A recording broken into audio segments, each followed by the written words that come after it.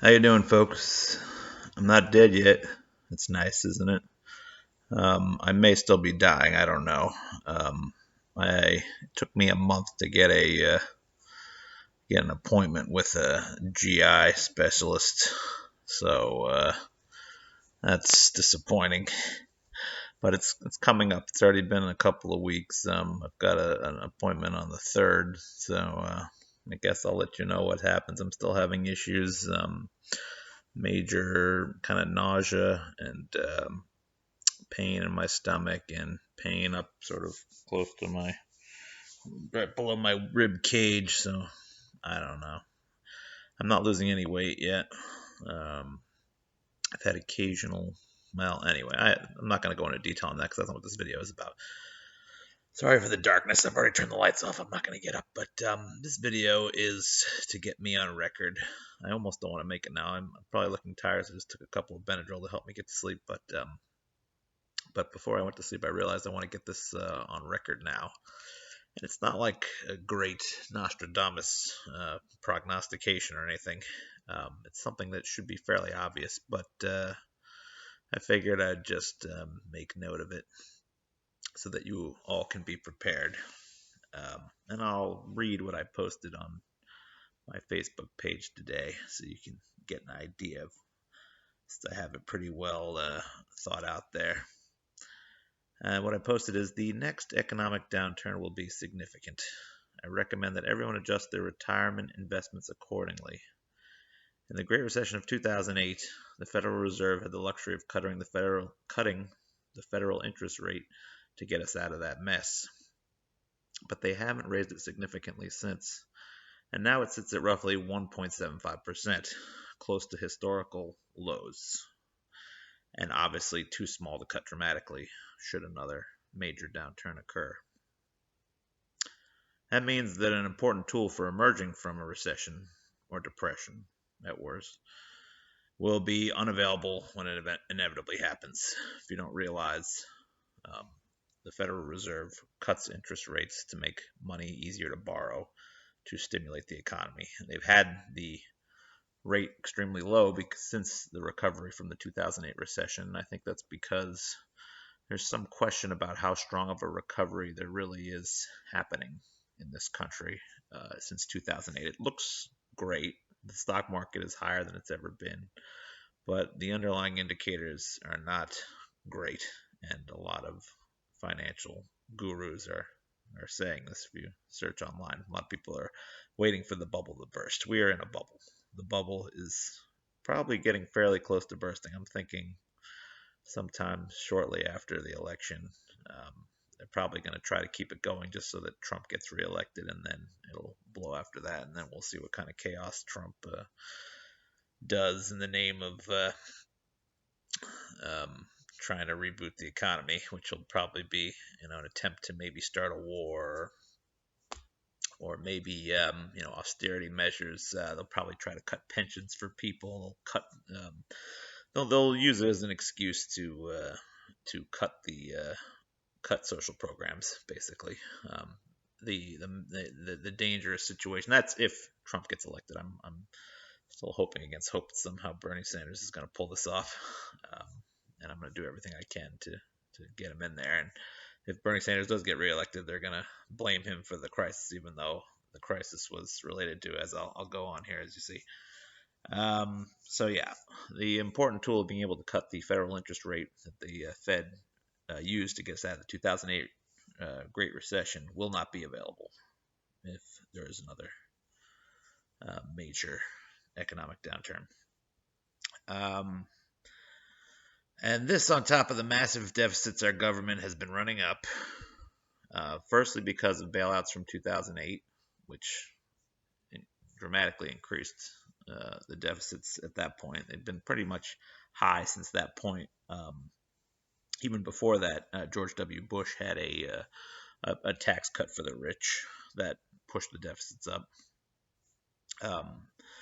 We've also got the lack of tax revenue collected from international corporations, or sorry, the largest companies in the country, because they are doing everything they can to avoid paying taxes with offshore accounts and, Swiss bank accounts and all kinds of tax avoidance schemes. It's another reason for the deficit. And now you've got Trump's massive tax cut for the wealthy. And the on top of that, you've got the large military budget we've had pretty much uninterrupted, even through Obama.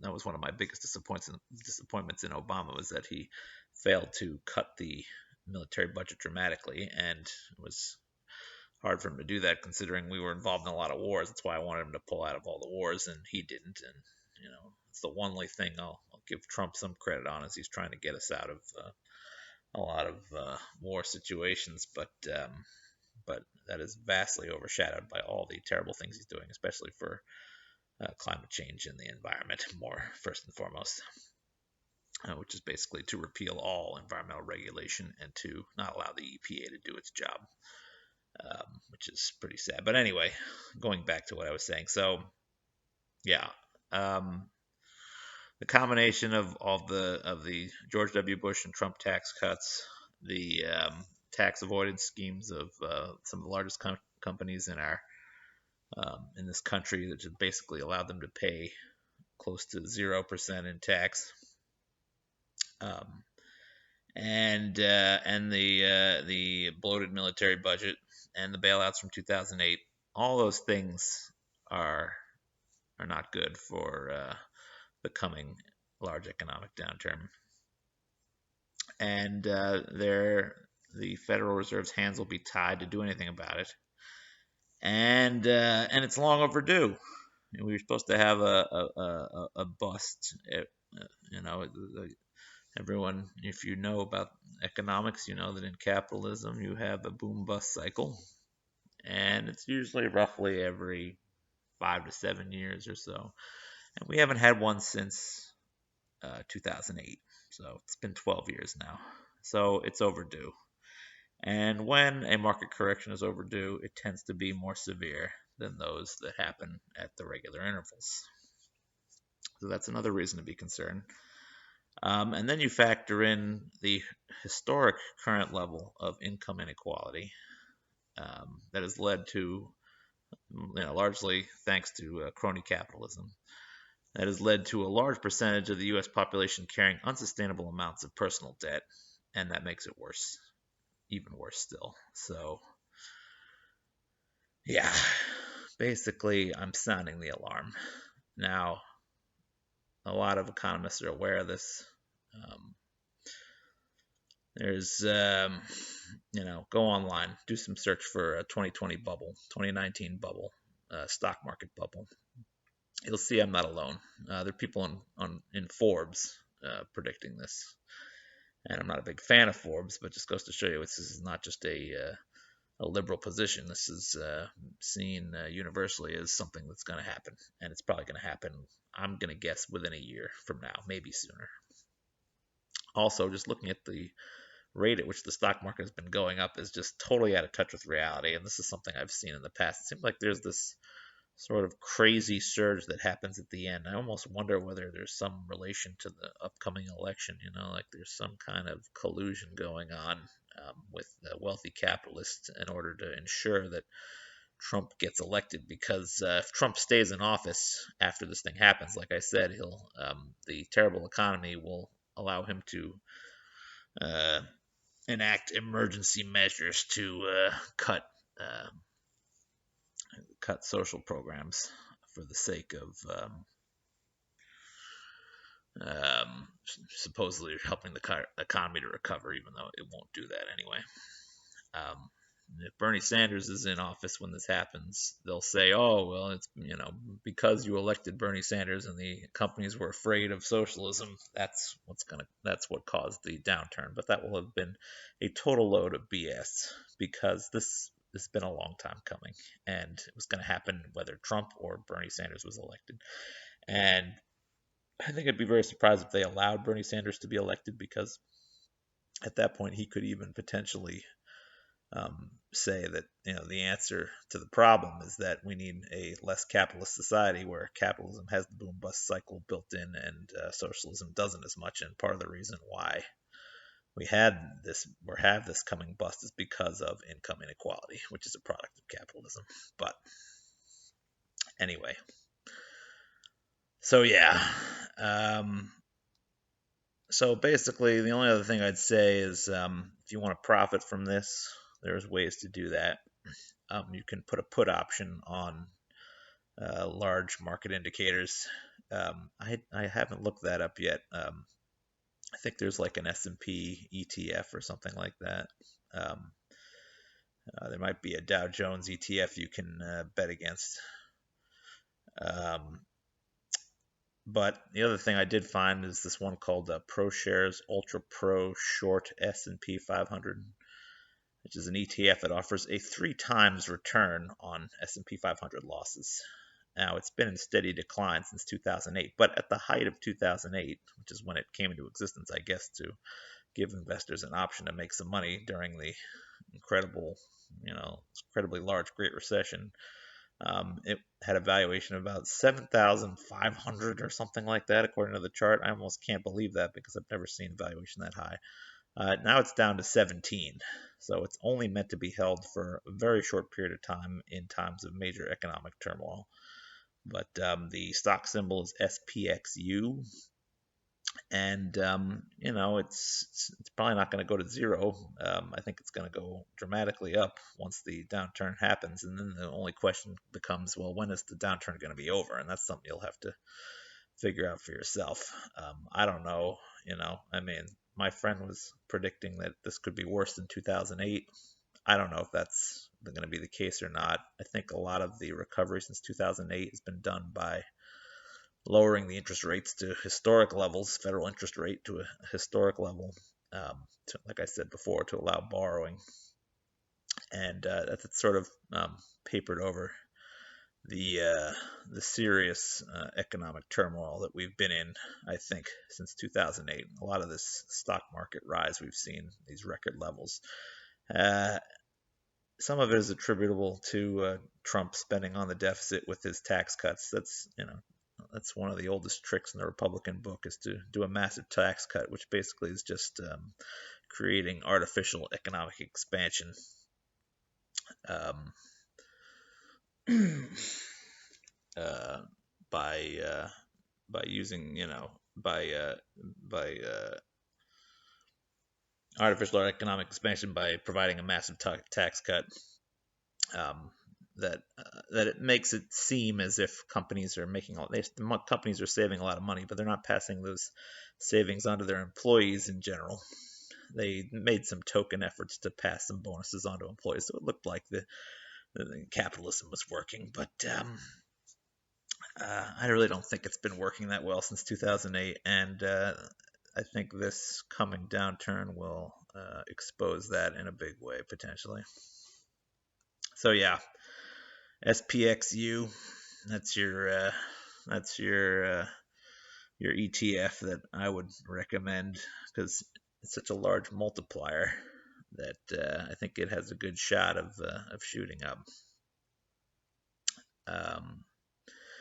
And I guess that's it. The other part of this, of course, is that I don't want this to happen. I mean, some part of me thinks it wouldn't be the worst thing in the world, because in massive economic downturns, people start to consider socialism as a alternative. And I recommend this book here if you want to know. You think socialism is just the USSR and China, and people have a very narrow definition of socialism, but this can help you understand. It looks probably backwards, but Richard Wolff, Understanding Socialism. I mean, socialism isn't a fully formed theory, ideology. It's constantly evolving. It's actually evolved a lot since the USSR and Vietnam and whatever, Cuba. And those were really more examples of state-run capitalism rather than socialism, anyway. But you can learn all that from that book, Understanding Socialism by Richard Wolff, or Democratizing the Workplace is another one he did. That's the real key to moving on is creating a co-op, like making every business a co-op, or as many businesses as possible, which would give economic power to all workers instead of just the employers of employees. Employees could share in the decision making, and that's why I like Bernie's suggestion that a certain percentage of low level employees be included on the boards of large corporations, to help decide how the money is spent and how the profits are divvied up, and who gets paid what, things like that. That's not to say that I think that people at the top of corporations don't have more skills and don't work harder than the people on the bottom. I think they do to some extent. I know that they put a lot of time in, and they put a lot of hours in, or put a lot of hours in, and put a lot of effort in, and have skills that maybe the entry level people don't have. But the amount that they're making now is on average, I think something like 300 times. The CEOs are making about 300 times what the bottom level guys are making. That needs to be cut to about 8 times. 8 times is okay. It's still a pretty big gap. 8 times, if I'm making 30,000 a year, they're making 240,000 a year, and I'd be okay with that. If I was making 100,000 a year, they'd be making 800,000 a year. Hey, that's pretty damn good, But it's not going to be enough for these people, and that's what you need to have stability. And maybe people will figure this out after the humongous economic downturn we're facing. But yeah, there's some question about, the other part of it, obviously, with the problem with socialism is, lack of efficiency and a lack of innovation, and, not taking into account the risk of starting a business and how people need to be rewarded for that. So I get all that. There's arguments to be made on both sides. I do think socialism offers a less an economic model that is less prone to boom and bust, and I'm willing to consider a lot of potential things, from a coexisting sort of a welfare state capitalism, all the way to an aggressive program to convert as many companies as possible in this country to worker co-ops, or just and I also support the anyone who wants to start a worker co-op. That's a good way to go if you want to make a more equal and just society. That's something I'll consider doing after I finish doing this web development program I'm doing. Maybe I'll see about getting a cooperative together. Potentially, that's a long way down the road, and I may not make it that long. I might die before then, as you know, because I think I may have something wrong with me. But anyway, that was a long tangent. I'm sure a lot of people are just gonna gloss over that last part, or what is the word? Tune out, or yeah, kind of lose focus on that. But basically, the whole point of this video is, I'm sorry it's dark. Point of this video is downturn is coming. It's going to be pretty harsh. There's some question about how long it'll take to recover, and it could take a significant amount of time. And I told you the reasons why. And if Trump is president when all this happens, get ready, because it could be very, very ugly. And if Bernie Sanders is president, it's still going to be very ugly, but there might be some hope that we'll come out of it at some point or another, because only Bernie Sanders is offering a solid economic foundation for getting out of the problem. Of course, last thing I'll say about it is obviously the universal health care thing might have to wait a little bit if we're in the middle of a terrible recession, because I'm not sure we can afford the deficits from the universal health care. But Roosevelt was able to convince people in his early presidency that he was able to convince the rich that they needed to take emergency measures, and they did with massive taxes on the wealthy, 90%. If it was, if you don't know, the wealthy were being taxed at 90% back in the 1940s, and a social safety net, and basically, Roosevelt was able to get those things during a time of intense economic depression, as bad as this country's ever seen, and so if he was able to do that then there's a chance Bernie can do it. Chances of Bernie getting elected are probably not high, because I know that capitalists who run this country are not going to be likely to allow him to ascend to the presidency. But I believe it is our duty to call capitalism's bluff about this faux democracy we have. And I say faux democracy because there is no democratization of the workplace. Only democratization, only a symbolic democratization of the political sphere, and that is obviously heavily influenced by large corporations and the wealthy in this country. But what we do have is a lot of people who know that Bernie Sanders is putting forth proposals that are meant to help the struggling people of this country, financially struggling people of this country, and can rectify the gross income inequality we've been seeing, and potentially provide a solution to the types of problems that will lead to the massive uh, bust in the economy that we will be coming up upon. Probably, I'm going to guess within a year, and maybe sooner. And that's it. Remember, you heard it here, maybe not first, but before the shit went down.